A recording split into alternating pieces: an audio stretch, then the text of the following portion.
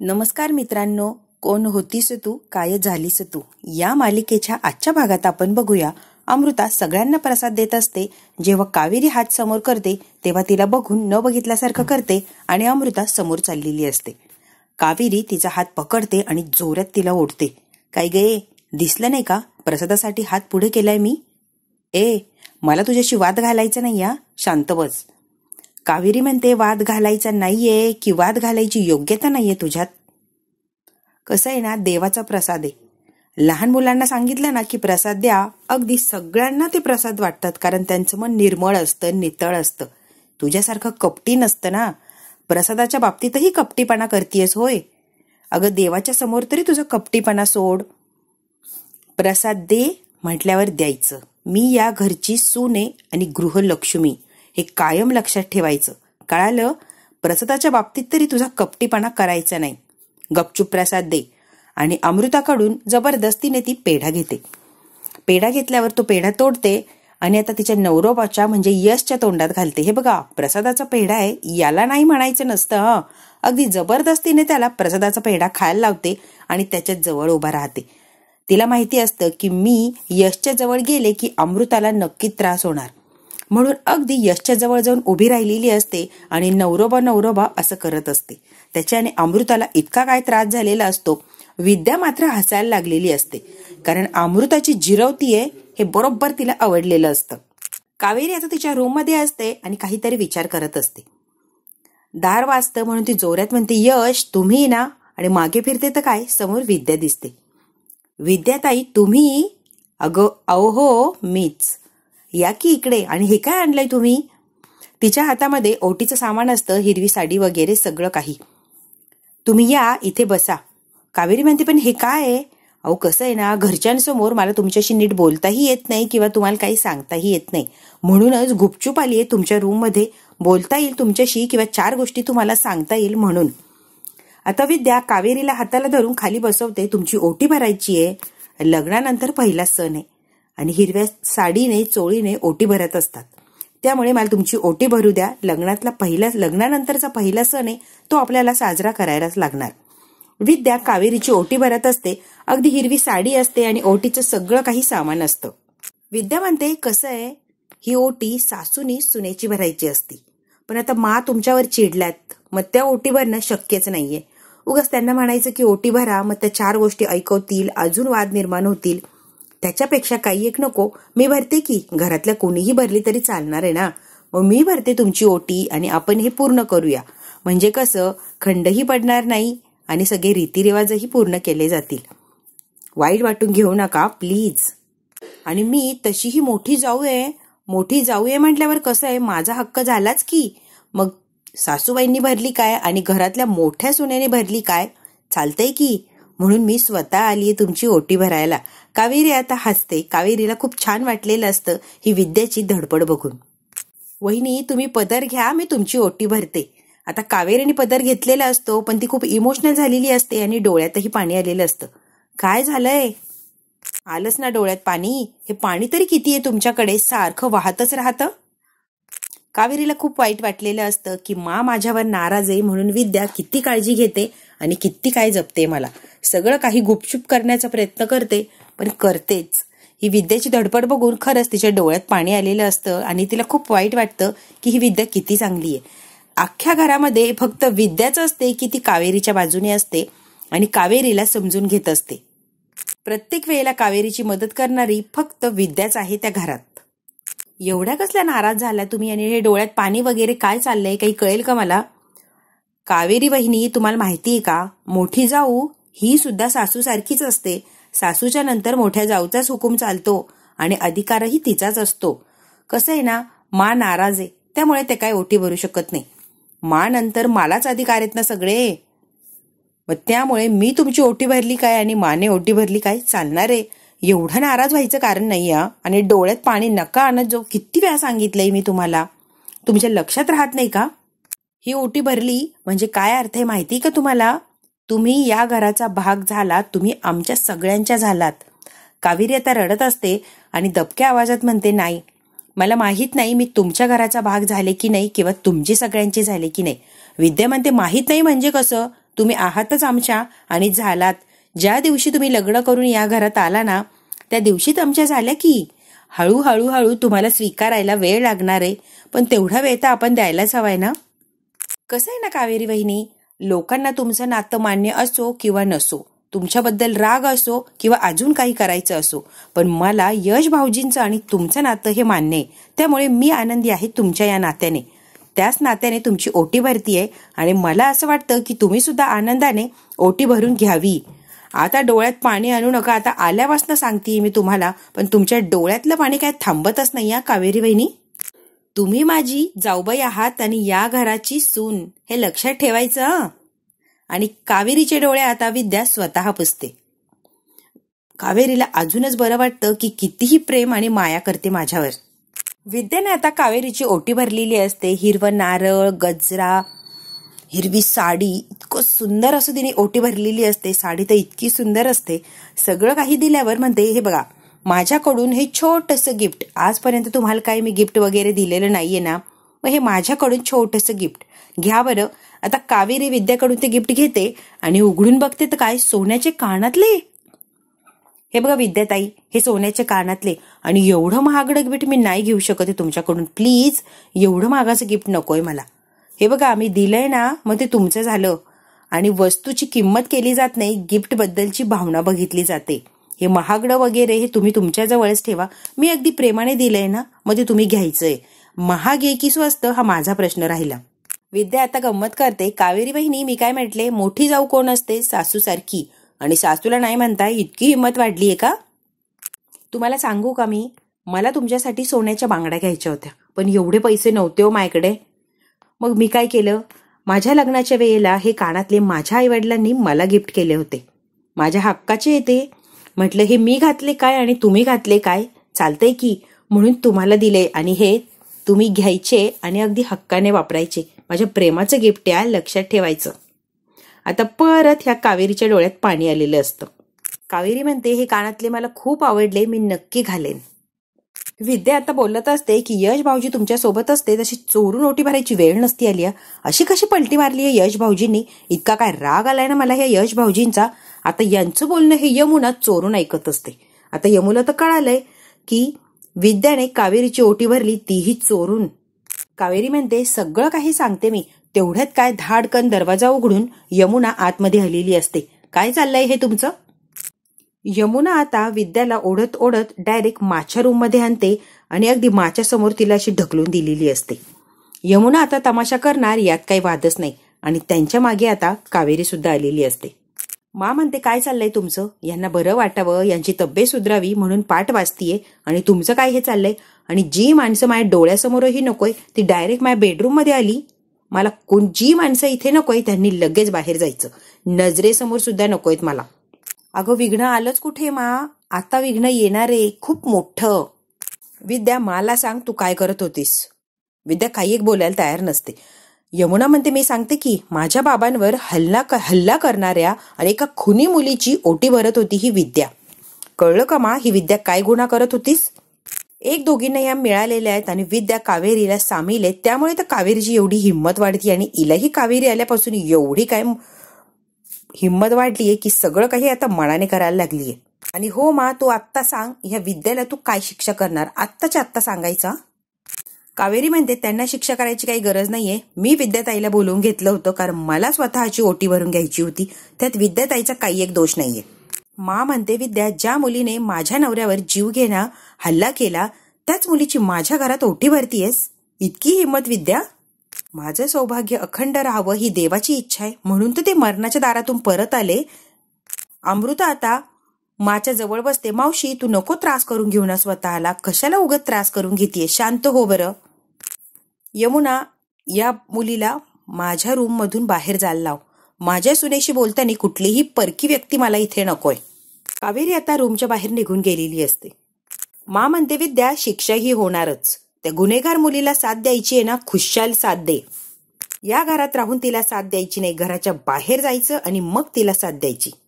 आत्ताच्या आत्ता आपल्या वडिलांना फोन लावायचा आणि माहेर घेऊन जायला लावायचं, तेही कायमचं. तू कायमची माहेरी जातीये विद्या, हे माझा शेवटचा निर्णय.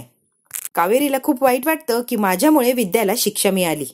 विद्याला ही शिक्षा दिली हे कावेरीला ऐकून खूप वाईट वाटलेलं असतं. बिचारी आता दरवाजाच्या बाहेर उभारून ऐकते आणि तिला खूप वाईट वाटतं की इतकी मोठी शिक्षा की कायमचं हे घर सोडून निघून जायचं आपल्या वडिलांच्या घरी.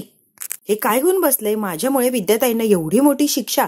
विद्या आता रडायला लागलेली असते. मा, मी यानंतर असं वागणार नाही, एवढ्या वेळेला मला माफ करा, इथून पुढे मी काही करायला जाणार नाही. माझ्या आईबाबांना कळलं तर त्यांना धक्का बसेल. प्लीज मा, आता मी इथून पुढे काहीच करणार नाही, एवढ्या वेळेला मला माफ करा. तुझ्या अशा वागण्यामुळे मला धक्का बसणार नाही का? आई वडिलांना धक्का बसेल याचा विचार करते आणि माझ्या धक्क्याचं काय ग विद्या? जे लोक माझ्या घराच्या वाईटावर टपून बसले त्यांना साथ देणारी सून मला नकोय. आजच्या आज सामान घ्यायचं आणि माहेर निघून जायचं. यमुना आता विद्याचा हात पकडते आणि ओढत ओढत तिला घराच्या बाहेर घेऊन चाललेली असते. मा म्हणते, यमुना तुला नाही सांगितलंय मी हिला शिक्षा द्यायला? आणि हो, शिक्षा तुलाही होणार आहे, कारण तुलाही वागण्याचं तारतम्य राहिलेलंच नाहीये, त्यामुळे शिक्षा तुला सुद्धा करणार आहे यमुना मी. अगं मा, मी एक शब्दही बोलायचं नाही, एकदम शांत बसायचं. यमुना, मा माझं ऐकून घेतीस का? तुला सुद्धा वागण्याचं तारतम्य तर राहिलंच नाहीये. वडिलांची काय अवस्था आहे आणि घरात सारखी भांडणं लावायची, कोण काय करतं आणि कुणाविरुद्ध काय कारस्थान, हे सगळं काही करण्यात मात्र यमुना एक नंबर आहे. घरात भांडणं कशी लावायची ना तुझ्याकडून शिकलं पाहिजे. अगं मा, मी आवाज बंद करा, अजिबात बोलायचं नाहीये काही यमुना. तुझा हा घाणेरडा स्वभाव आहे ना, हा लवकरात लवकर बंद झाला पाहिजे. घरातले सगळ्यांचे कपडे तू धुवायचेस यमुना, आणि ही तुझी शिक्षा. यात जर काही काम चुकारपणा केला तर माझ्याशी गाठ्या, लक्ष ठेवायचं. अमृता आता मला म्हणते, तू काळजी करू नको ग, देव सगळं काही बघतोय, लवकरात लवकर सगळं काही ठीक होईल, तू त्रास करून घेऊ नको बरं स्वतःला. मग आता स्वतःचे डोळे पुसते आणि जे पोथी वगैरे ते वाचत असते ते हातात घेऊन आता परत वाचायला सुरुवात करते. तिला कुणाशी बोलायचंही नसतं आणि कुणाशी वादही घालायचे नसतात. अमृता आता बाहेर आलेली असते आणि तिथे कावेरी तिला डोळे पुसताना दिसते. मला वाटलंच होतं आमचं बोलणं तू चोरून ऐकत असशील, कारण घाणेरडी सवय ना लोकांचं बोलणं चोरून ऐकायचं. हो ना ग कावेरी? पाहिलंच ना, विद्याने तुझी ओटी भरली म्हणून सुलक्षणाने तिला डायरेक्ट घराच्या बाहेर काढले. या घरात चुकीला माफी नाही, कळतंय का? एवढीशी चुकीबद्दल एवढी मोठी शिक्षा, याचा अर्थ कळतोय का तुला कावेरी? सुलक्षणाच्या मनात तुझ्याविषयी किती राग आहे आणि सुलक्षणा काय करू शकते तुझ्यावरचा राग व्यक्त करण्यासाठी. त्यामुळे तू आता बघतच राहा सुलक्षणा तुला काय काय करते आणि कसं कसं करते, आणि ते सगळं करायला ही अमृता सुलक्षणाला कसं भाग पाडते. तू आता कावेरी बघतच राहा. अमृता नावे माझं. कावेरी, सुलक्षणा तुला कधीच माफ करणार नाही, कधीच नाही, तू अगदी काहीही केलं तरी. आणि आता काय, या घरातला तुझा शेवटचा टीम मेंबरही घराच्या बाहेर चाललाय, म्हणजे तू या घरात एकटीच राहणार आणि तू आता एकटी या घरात राहू शकत नाही, तुझा निभावच लागणार नाही.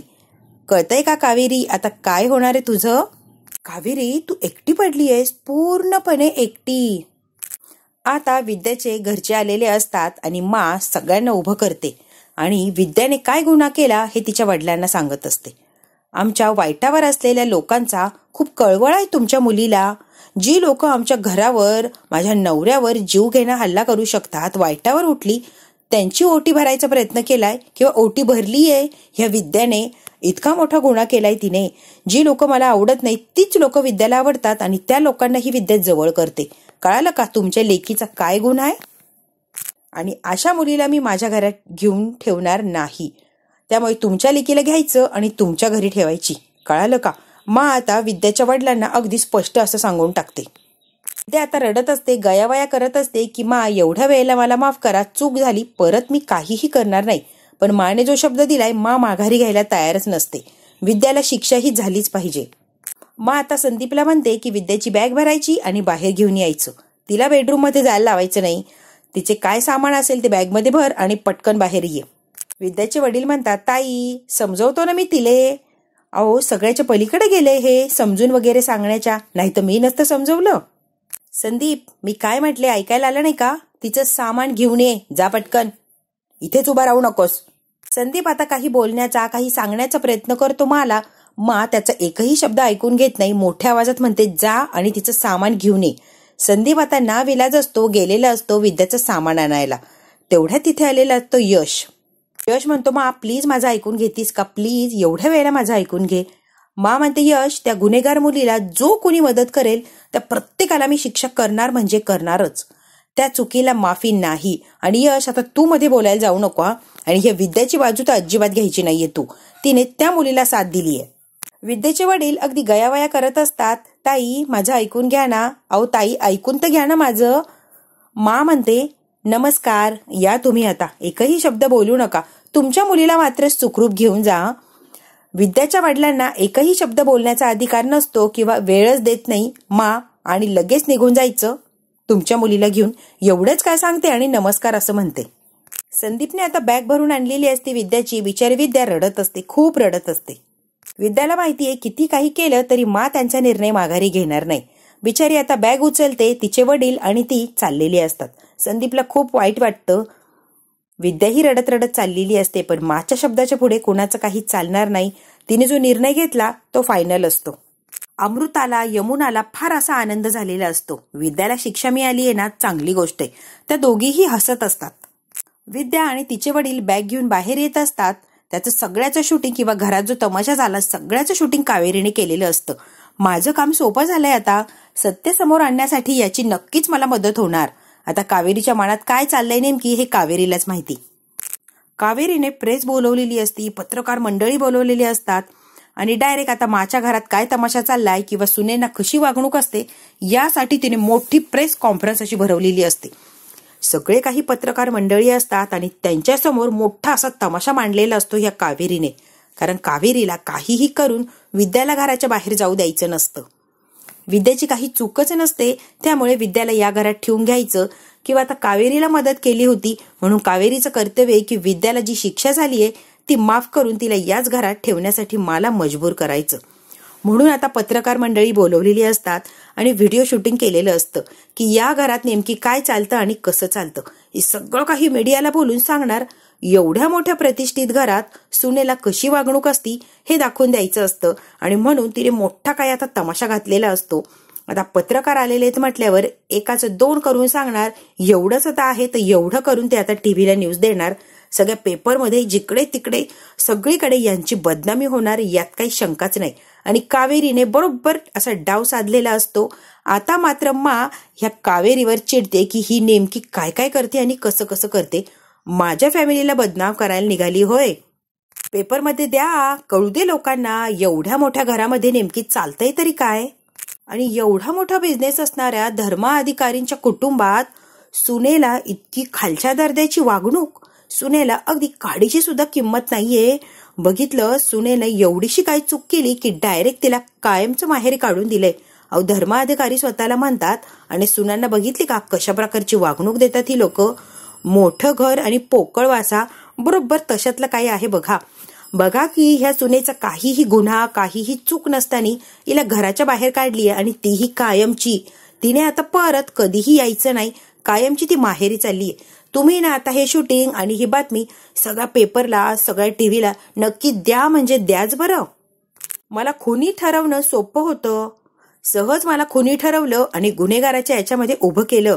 पण आता हा व्हिडिओ बघितला की लोकांना कळणार कोण खुनी कोण गुन्हेगार आणि नेमकी खुनी काय केलंय. त्यामुळे तुम्ही ना आता हा व्हिडिओ टाकाच. मी तर म्हणते आता लगेचच टाकता का. लोकांनाही कळेल या कुटुंबाचा खरा चेहरा. त्यामुळे तुम्ही ही बातमी सगळीकडे पसरवायच्या प्लीज. पत्रकार डायरेक्ट आतमध्ये येतात. मिसेस धर्माधिकारी, काय चाललंय तुमच्या घरात. अहो, सुनेंना इतकी नीच धरण्याची वागणूक. अहो, सुनेंना का असं वागवताय तुम्ही. एवढं मोठं नाव आहे तुमचं आणि काय चाललंय तुमच्या घरात, कळेल का नेमकी तुम्ही असं वागलात का, याचं उत्तर आम्हाला हवंच आहे. मा अजिबात घाबरत नाही, आहे तशी मा उभी राहिलेली असते. बघा बघा, दिवसाढवळ्या सुनेला बाहेर काढतात ही लोक. यश म्हणतो, कावेरी काय चाललंय, का आमचं नाव धुळीला मिळवताय. मा म्हणते, अरे यश, ही कोण आहे आपलं नाव धुळीला मिळवणारी, हिचा आपला संबंध तरी काय. 4 पत्रकार गोळा केले आणि वाटत ते बडबडल्याने आपलं नाव प्रतिष्ठा पद काहीही कशालाही धक्का लागणार नाही, कळतंय का. मा म्हणते, मला काहीही फरक पडत नाही, काय तमाशे घालायचे तिला घालू दे, मला फरक पडत नाही. या घरात अशीच सुनांना वागणूक मिळते. या माझ्या नंदेने माझ्या चारित्र्यावर शंका घेतली आणि चिकूची DNA टेस्ट केली. हो, खूप तुच्छ धरण्याची वागणूक आहे या घरात. माझ्या नंदेला हेरगिरी करायची सवयच आहे, लोकांमध्ये भांडणं लावायची, कोण काय करतं जाऊन बघायचं. सगळ्यात घाणेरडा स्वभाव असेल तर ह्या माझ्या नंदेचा. कपाट उघडायचं, चोऱ्या करायच्या रोजची कामं आहेत यांची. या असं वागतात म्हणून या माझ्या सासूबाई त्यांना शिक्षा देतात. पत्रकार म्हणतात स्वतःच्या मुलीला सुद्धा शिक्षा. आज घरातल्या सगळ्या लोकांचे कपडे धुवायला लावलेत त्यांना. कावेरीने मस्त असा तमाशा मांडलेला असतो. मा अजिबात हालत नाही, अगदी नॉर्मली ह्या कावेरीचा तमाशा बघत असते. जगाला कळू द्या या घरातल्या सुनेंचा कसा छळ होतो, माझी केस जरा मजबूत होईल. खूप रडत असते ही कावेरी आणि नाटक करत असते. यश म्हणतो मा 1 मिनिट हा. यश मला जरा बाजूला घेतो आणि हे जर मीडियामध्ये गेलं तर त्रास आपल्यालाच होणार आहे. हे सगळे व्हिडिओ कोर्टात दाखवणार आणि त्रास आपल्यालाच होणार. यश एवढं सोपं नाहीये रे, करू दे हिला काय नाटकं करायची. मा तुम्ही जरा ऐकता का आणि समजून घ्या प्लीज. मा तू प्लीज समजून घेतीस का? मला असं वाटतंय की आपण विद्या बहिणीला घरातच थांबू दे प्लीज, नको जाऊ दे तिला माहेरी. मा आता ठीक आहे असं म्हणते यशला. आणि होकार दिल्यावर यश खूप हसतो आणि विद्याला म्हणतो विद्या बहिणी तुम्हाला हे घर सोडून जाण्याची काही गरज नाहीये, तुम्ही इथेच थांबा. हा भाग इथेच संपला. पुढच्या भागात काय होणार अगदी थोडक्यात बघूया. यश स्वतःच्या हाताने कावेरीला मंगळसूत्र घालू शकलो नाही म्हणून ही छोटीशी चेन घालण्याचा प्रयत्न करतो. कावेरीच्या गळ्यात खूप छान अशी चेन घातलेली असते यशने. चेन जोपर्यंत तुमच्या गळ्यात आहे तोपर्यंत यश आणि कावेरीला कोणीही वेगळं करू शकत नाही. इकडे आता यमुना पोलीस आलेले असतात आणि यशला समोर बोलवते. लग्नात तू आम्हाला सगळ्यांना सांगितलं, कावेरीच्या प्लॅन मध्ये तू सामीलच नाहीये. मग यमुना म्हणते हे डिवोर्स पेपर साईन कर आणि आम्हाला सगळ्यांना दाखवून दे की तू कावेरीच्या प्लॅन मध्ये सामीलच नाहीयेस. विद्या पळत आलेली असते. चला लवकर यश भाऊजी डिवोर्स पेपरवर साईन करतील. यमुनाने मोठा तमाशा घातलाय, चला तुम्ही पटकन. कावेरी म्हणते काय? हो डिवोर्स पेपर आणले आणि यश भाऊजींना जबरदस्तीने सही करायला लावताय यमुना ताई. कावेरीला आता धक्काच बसतो की यमुना काय रोज नवीन नाटक करते. आता यश अगदी गोंधळात पडलेला असतो की मी काय करू. सही जर नाही केली तर सगळ्यांना कळणार की मी कावेरीच्या बाजूनी आहे आणि सही केली तर नको घडायला ते होणार. आता नेमकी यश काय करतो आणि यावर कावेरी काय उपाय करते हे जर बघायचं असेल तर आपल्याला बघायला लागणार उद्याचा भाग. हा भाग इथेच संपला. व्हिडिओ आवडल्यास लाईक, शेअर, सबस्क्राईब नक्की करा. धन्यवाद.